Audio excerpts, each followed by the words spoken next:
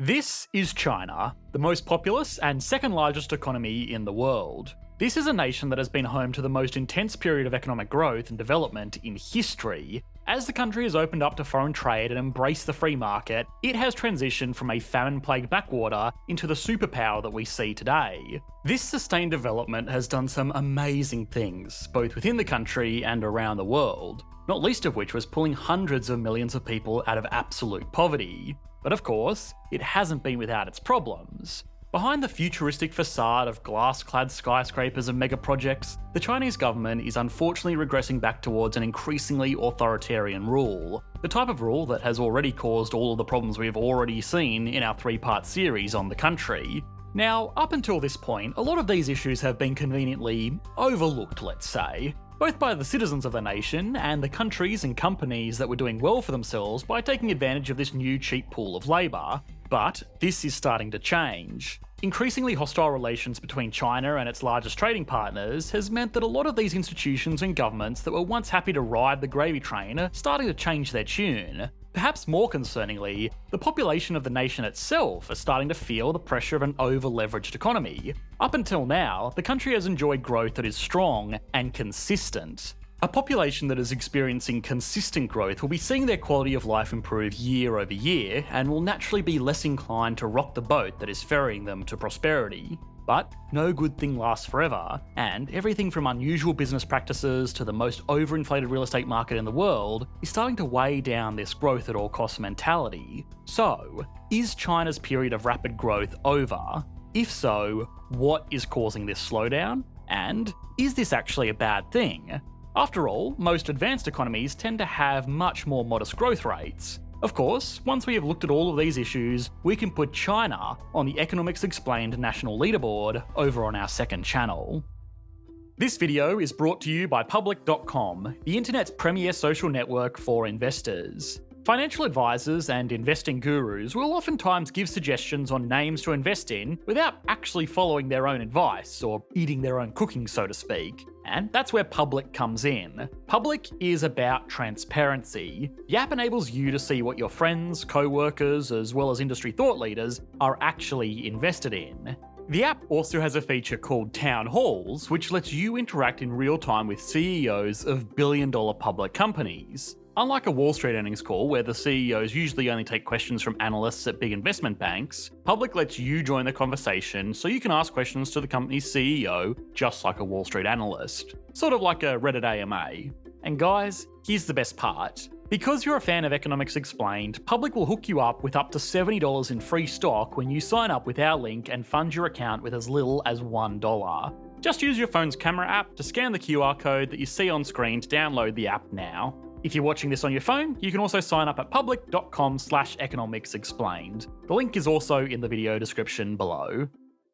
Okay, before we get into things, it's time for the big disclaimer. Chinese data sources, particularly those that relate to the economy, are not super reliable, to put it lightly. We always try to use independently verified sources where possible, but even still, some of these are ultimately dependent on what the Chinese government reports. These reports are often altered to present a more positive image of the nation. This is by no means a problem exclusive to China, and I always encourage my viewers to question the validity, accuracy, and reliability of all pieces of data, no matter the publisher. But it is particularly prevalent here, which is why we need to make this disclaimer. Alright, with that out of the way, let's look at perhaps the most pressing issue in the nation at the moment. The real estate market in China is a multi-trillion-dollar time bomb that is somehow even more ingrained into economic systems than real estate markets in places like the United States, Canada, Australia, and Europe. Now, regular viewers of the channel will know that real estate in China's major cities is unbelievably expensive, especially when compared to average household incomes, which are improving, but are still well behind advanced nations like the US, Europe, and even their neighbours in South Korea and Japan. Now, there are three major reasons for this insane pricing. The first is obviously the expectation of future growth. This is a major factor in determining the market demand for anything, but especially things that are considered assets. If you knew a stock was going to be worth $100 tomorrow and it was trading at $50 today, you would definitely buy that stock, even if the underlying company was complete garbage. Now, normally this rule applies to a lesser degree in real estate because real estate holdings are less liquid, much more expensive, and less fungible than stock in a company. As in, if you buy a house, you probably need to take out a big loan that you may or may not be approved for. Then when you go to sell it, it's not quite as simple as opening up your phone and hitting sell on your brokerage platform of choice. You need to employ a realtor, hold open homes, and pay a pretty significant commission for the privilege of the whole ordeal. What's worse is that if you just happen to buy a house that gets infested with termites, well, then the general market appreciation is all for nothing, and you are probably still going to lose money on this investment. Now, all of these issues aren't to be a barrier to these expectations for future gains in China. Why? Well, because real estate is really viewed as a speculative asset first and a place to keep people second. Building standards are absolutely terrible in China, but that doesn't really matter to most people. Why? Because despite how terrible the underlying building is, it's almost guaranteed to be worth more tomorrow than it is today. China's enthusiasm for real estate is so strong that some provincial governments have tried to cool demand by limiting the amount of real estate a single household can own. The cunning investors' way around this issue? Get divorced on paper so that one household becomes two, and the apparently separated investors can double their holdings without penalties. China's economic growth has been remarkable, and the best way for people to piggyback off that growth is to invest into real estate. If China's economy continues to double in size every 8 years, then paying 5 million RMB for a rundown apartment is going to look like a savvy investment. This is very similar in many ways to tech companies in the US that might have terrible underlying fundamentals but have seen a long period of sustained price growth based on projections of future growth, which is further fueling price growth. In the same way that investors in the West have accepted that some stocks are worth 100 times what the company makes in a year, residents in China have accepted that homes cost as much as 46 times what the average worker makes in a year. Will these markets last? Well, nobody's got rich by betting against them yet, so I guess time will tell. This comparison also leads us along nicely to the next reason that housing in China is so expensive, and that's because people don't really have anywhere else to invest. We covered this issue in detail in our video on the Chinese stock market versus the American stock market, so I don't want to repeat too much here, but the basic rundown is that average Chinese people just don't invest into Chinese companies because they have historically not been great investments, especially when compared to the overall growth of the economy. There have also been major issues with things like peer-to-peer lending schemes in China, which were very popular until the government cracked down on the practice altogether because it was becoming rife with fraud and also, let's be honest, taking some power away from the state-owned banks. Basically, if you want to put your money to work in China, it needs to be in real estate. For what it's worth, the government has actually tried to control this rampant speculation, but so far it hasn't been particularly effective. Now, these other two reasons potentially pale in comparison to the third driver of the insane house prices we see in China, which is the societal pressure to own a home. You might think this is nothing unique. In the US, everyone from prominent financial advisors to your know-it-all in-laws will talk endlessly about the need to buy a house. But China takes this social pressure and turns it up to 11. Given the one-child policy causing an imbalance of men and women in the nation, a lot of Chinese gentlemen have found it almost impossible to get married without owning a home. Beyond that, there are very real structural advantages to owning a home. The Chinese population is heavily restricted by what is known as the hukou system, which basically tracks household registration. This system tracks where people's primary residence is, and from that decides where they will have access to public services like healthcare and education for their children. The internal migrant population within China is huge. A lot of rural residents leave their small villages to move to city centres, where they can attract significantly higher wages. The problem is that these migrant workers will still technically be residents of their small village, which will mean that they won't have access to even the most basic public services in their cities that they are living and working in because of this hukou system. This is also one of the main reasons that we see Chinese children left at home with grandparents while their parents are off working in the city. It's not that the parents don't want to take them along, it's that they won't be able to go to school there because they are not counted as residents. This would be like not being able to send your kid to a public school in San Francisco because you were unlucky enough to be born in North Dakota. Now, the solution to this problem on an individual level is to buy a house. Sure, it may be extremely expensive, But if you share a room with 10 colleagues and save everything you earn while getting a loan from friends, family and a bank, maybe you'll be able to afford a small one-bedroom apartment on the outskirts of one of these cities. It may not be ideal, but once you have the deed to that household, you are in, and you're no longer a second-rate citizen in the city that you call home. This is not a fringe issue either. In cities like Beijing, as much as 1/3 of the population is made up of these designated rural workers. Now, this issue is not great at the best of times, but what happens when all of these hopeful workers are suddenly forced into lockdown without anything in the way of government assistance?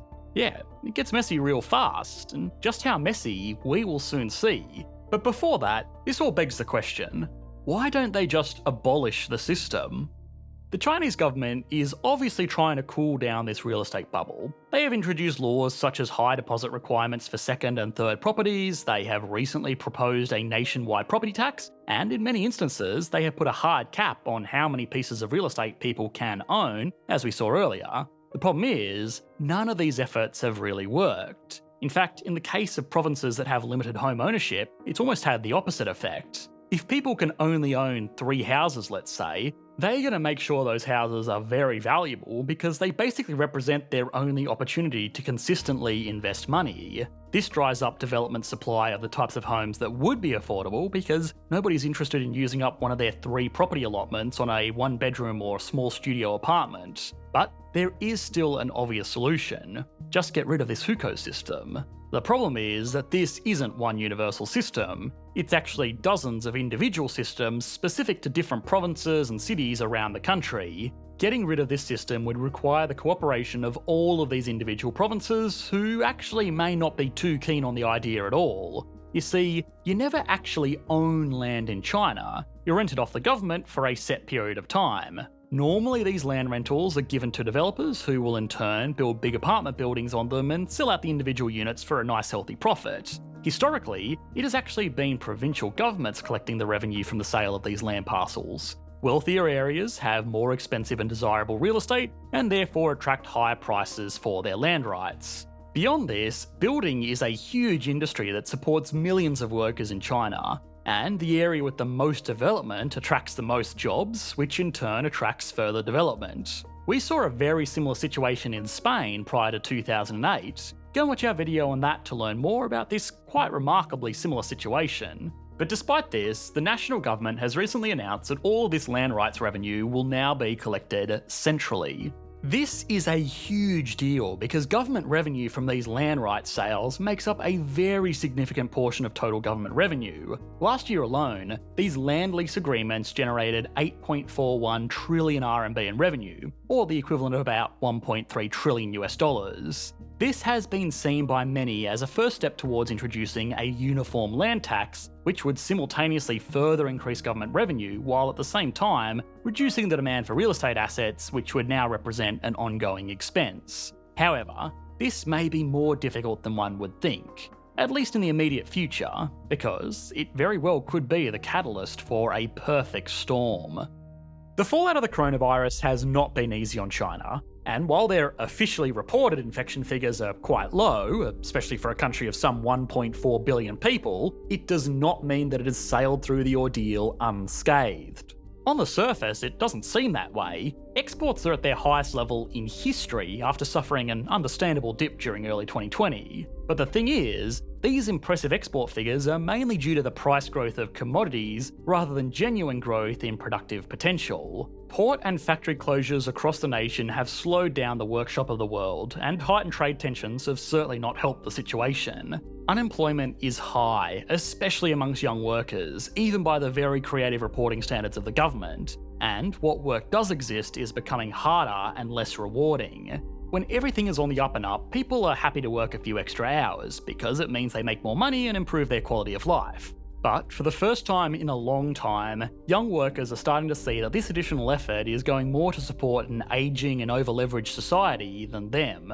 A new phenomenon known as lying flat is sweeping the nation. It's a form of peaceful protest where mostly young people will refuse to work in high-intensity roles or perhaps refuse to work at all, preferring to just lie flat. This might just be another piece of straw on the camel's back, but it's one that the government is seemingly quite concerned about. China is still heavily reliant on hard-working cheap labour to prop up its economy. Without it, the domestic market it's worked so hard to cultivate will collapse very quickly, and perhaps it already is. The decades of debt that has piled up to support an endless building spree is starting to come due.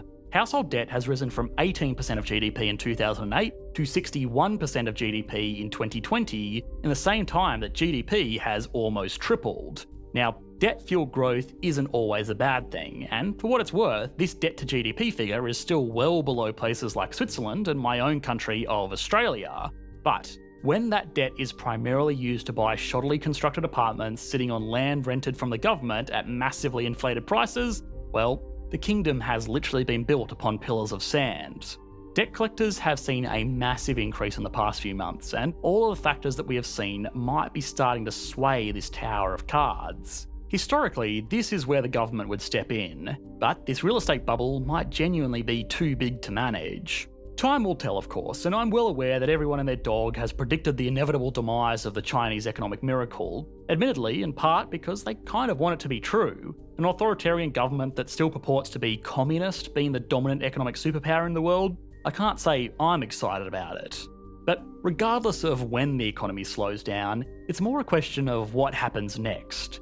In modern advanced democracies, when there is an economic meltdown, people lose their jobs, their houses, their cars, and it genuinely is terrible. But we tend to turn it around and just vote for the other mob of politicians that swears they would have totally handled it better if they were in charge. If even a slight hiccup in the promise of endless growth occurs in China, people will very quickly become aware of all of the other issues that they were willing to ignore while the going was good. When there is only one mob of politicians within the country that you wouldn't dare insult, but you still need someone to blame, those fingers are probably going to be pointed outwards. This video is made possible by Public. Public is the platform for those who enjoy participating in sophisticated conversations about investing. At its core, Public is an open forum rooted in meritocracy, a place where the best investment themes are openly debated by thought leaders, celebrity investors, as well as aspiring ones alike. I personally enjoyed participating in one particular discussion about the recent surge in lithium-ion battery prices, which has been exacerbated not only by pandemic-induced supply chain issues, but also by more automakers manufacturing electric vehicles. What's also really cool is that if you see a particular stock or ETF that is in someone else's portfolio that you want to add to your own, you can actually purchase the securities directly from the app. Just like a traditional brokerage account, Public's platform offers thousands of stocks and ETFs to choose from. And guys, the best part is, because you're a fan of Economics Explained, Public will hook you up with up to $70 in free stock when you sign up with our link and fund your account with as little as $1. Use your phone's camera app to scan the QR code that you see on screen to install the Public app right now, or if you're watching this on your phone, feel free to claim this offer by signing up at public.com/economicsexplained. Again, that's public.com/economicsexplained. The link is also in the video description below. Thanks for watching, mate. Bye.